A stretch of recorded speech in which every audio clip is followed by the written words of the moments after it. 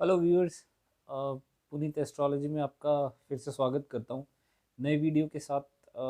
आज आपके सामने एक कॉन्सेप्ट है भावात भावम नियम।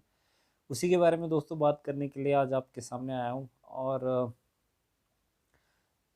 ये वीडियो में जो कॉन्सेप्ट है, जैसे मैंने आपके बताया था कि मैं इस वीडियो को लेके आऊँगा, तो इससे आप इस नियम के अकॉर्डिंगली आप मतलब काफ़ी कुछ जान सकते हैं। सिर्फ ना सिर्फ अपने बारे में, बल्कि अपने रिश्तेदार, अपने माँ बाप, भाई बहनों के बारे में भी जान सकते हैं।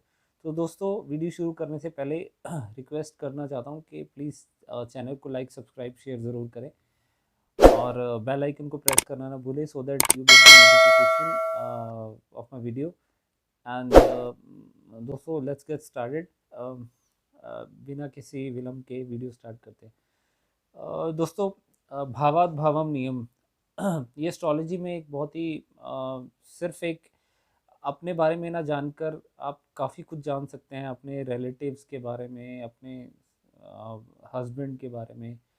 ये कॉन्सेप्ट कुछ ऐसा है कि एक भाव से दूसरे भाव के बारे में जानने हो तो एक भाव से दूसरे भाव तक अगर हमें कुछ जानना है तो उसी के लिए ये नियम बनाया गया एस्ट्रोलॉजी में।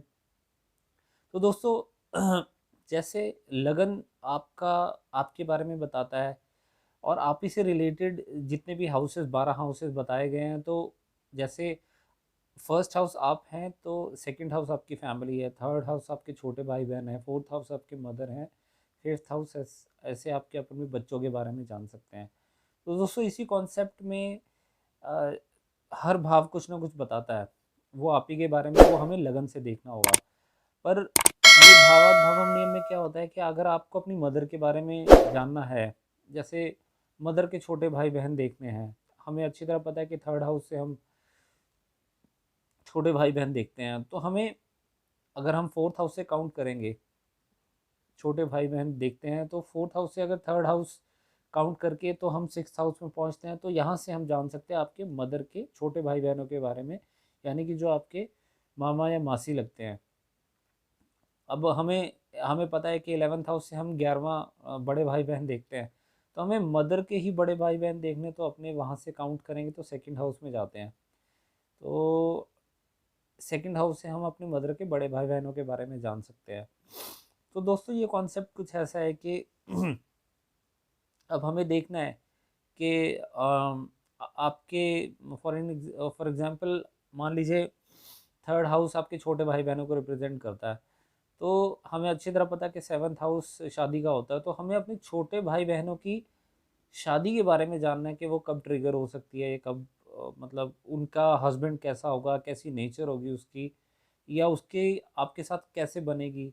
तो हमें थर्ड हाउस से सेवन्थ हाउस, यानी कि नाइन्थ हाउस में जाकर हम उस बारे में कुछ जानकारी पा सकते हैं।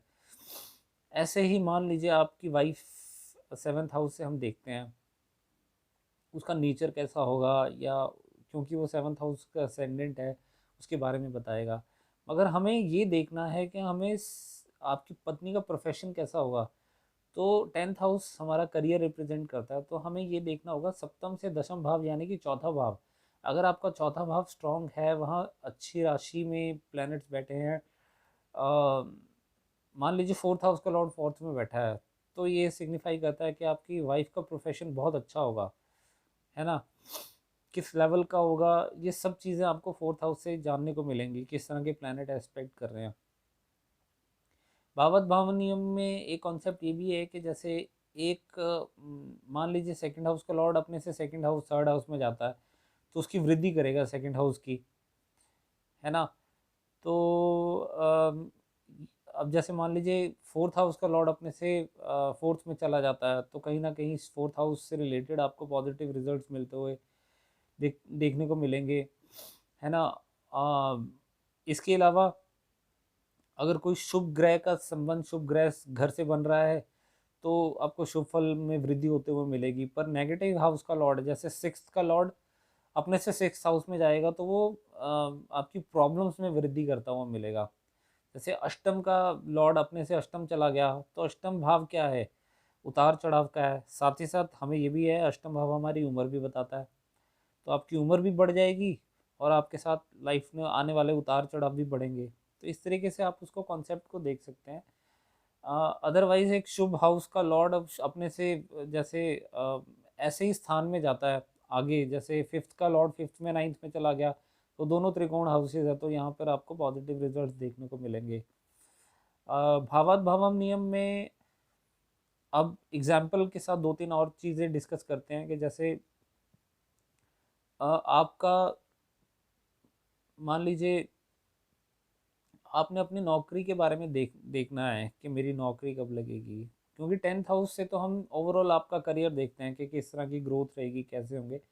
पर छठा भाव सेवा का है ना। तो हम अपने अगर अपने बारे में जानना है तो सिर्फ हम सिक्स हाउस देखेंगे। बट अगर हमने ये देखना है कि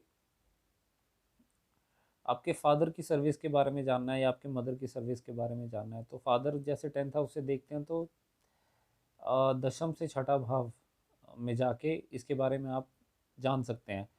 मान लीजिए आपका थर्ड हाउस ख़राब हो रहा है, उसमें मेलेफिक प्लैनेट्स बैठे हैं, तो कहीं ना कहीं आपके फादर की नौकरी में प्रॉब्लम आती हुई मिलेगी। तो ऐसे ही अपने मदर का सर्विस के बारे में देखना है तो फोर्थ हाउस से सिक्स हाउस में जाएंगे, किस तरह के प्लैनेट बैठे हैं। मान लीजिए उसकी अंतर्दशा कुछ ऐसा नेगेटिव शो कर रही है कि कुछ प्रॉब्लम आ सकती है, तो सर्टनली आपकी मदर की अभी जैसे आप मैं बता रहा हूँ कि मदर छठा भाव रोग का भी होता है। तो अगर फोर्थ हाउस से सिक्स हाउस में जाते हैं, यानी कि नाइन्थ हाउस में अगर वो नेगेटिव हो रहा है, तो यहाँ पे आपकी मदर को बीमार भी कर सकता है। तो इस तरीके से दोस्तों कुछ भी आप जान सकते हैं।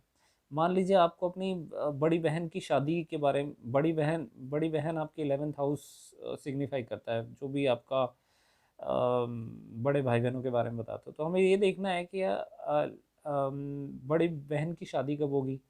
तो उसमें क्या करेंगे, हम अपनी ही कुंडली के फिफ्थ हाउस में जाएंगे, जो कि 11th से 7th है। हमें अच्छी तरह पता है लगन लग्नेश और सेवन्थ लॉर्ड या सेवन्थ हाउस में बैठे प्लैनेट्स उसकी शादी दे सकते हैं। तो ये पूरी पॉसिबिलिटी है कि 11th जब भी आपका पंचमेश एक्टिवेट हो रहा है, पंचम भाव की दशा अंतरदशा प्रत्यंतर दशा आ रही है, तो ये पॉसिबिलिटी रहती है अगर वो मैरिजेबल एज में है, मैरिज होने वाली है, तो पूरी पॉसिबिलिटी रहती है कि पंचमेश जैसे ही दशा अंतरदशा या प्रत्यंतर दशा में एक्टिवेट होगा तो ये मैरिज ट्रिगर होगी। अब हमें मान लीजिए पंचम भाव से हम अपने बच्चे देखते हैं, है ना। अब बच्चों आपको ये जानना है, कुछ लोगों को ये क्यूरोसिटी होती है कि हमें ये देखना है कि हमारी बहू कैसी होगी, है ना, बहू का स्वभाव कैसा होगा, देखने में कैसी होगी। तो पंचम से सप्तम भाव यानी कि आप एक अपने 11th हाउस में जाके देखेंगे तो आप कुछ हद तक आपको ये पता लग जाएगा कि आपकी जो डॉटर इन लॉ होगी वो कैसी होगी, तो उसका स्वभाव कैसा होगा। तो इस तरीके से आप भावात भावम नियम के अनुसार या इस कॉन्सेप्ट के थ्रू काफ़ी कुछ जान सकते हैं। तो दोस्तों ये भावात भावम नियम में इस तरीके से क्यों आई थिंक ये this will make your life very easily easy, so that मतलब कुछ लोगों के मन में सवाल होते हैं कि हमें सास बहू की बनेगी या नहीं, है ना। इन चीज़ों के अकॉर्डिंगली भी आप देख सकते हैं। इस कॉन्सेप्ट के बारे में बाद में बात करूँगा मैं आपसे। कुंडली से बहुत कुछ जाना जा सकता है, पर भावात भावम नियम में इस तरीके से आप अलग अलग लोगों के बारे में या जान सकते हैं, उनकी शादी, उनके बच्चे कब होंगे, है ना, आपके भाई बहनों के बारे में सुख दुख, अपने भाई बहनों के बच्चे कब होंगे, उनका स्वभाव कैसे होगा। इस तरीके से आपको हाउस की नॉलेज होनी चाहिए और उसके अकॉर्डिंगली ये आप जान सकते हैं। तो दोस्तों अगर आपको ये वीडियो पसंद आई है तो प्लीज़ चैनल को लाइक सब्सक्राइब शेयर करना ना भूलें। और कंसल्टेशन के लिए मेरा नंबर ज़रूर आपको मिल जाएगा डिस्क्रिप्शन बॉक्स में। और मुझसे कांटेक्ट करने के लिए आप मुझे मेल भी कर सकते हैं और मुझे कॉल भी कर सकते हैं। तो बने रहिए पुनीत एस्ट्रोलॉजी के साथ, नई वीडियो के साथ फिर से हाजिर होऊंगा। और thank you very much for watching the video and मिलता हूँ नेक्स्ट वीडियो में। जय श्री कृष्ण।